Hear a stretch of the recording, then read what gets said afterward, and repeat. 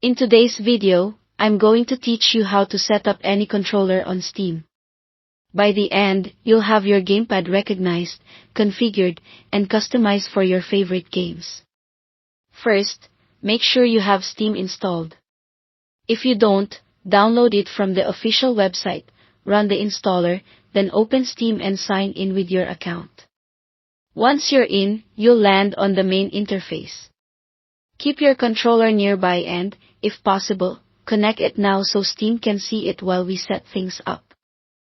Next, we'll open the place where all controller magic happens. In the top left of Steam, select Settings, then choose Controller from the sidebar. This section is where Steam bridges the gap between your hardware and your games, even for titles that don't natively support certain controllers. Now enable controller support. You'll see checkboxes for different types: Xbox configuration support, PlayStation configuration support, Switch Pro configuration support, and generic gamepad configuration support. Tick the option that matches the controller you're using.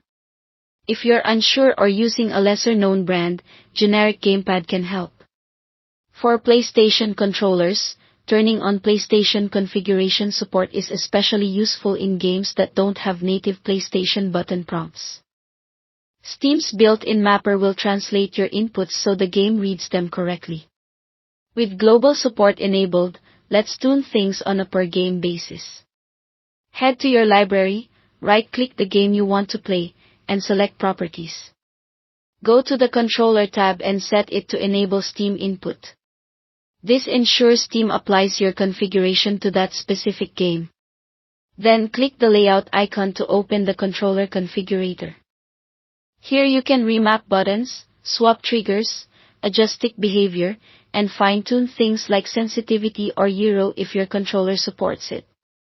Take a moment to make changes that feel natural for you. Clear labels and previews in this tool make it easy to see what each button will do in-game.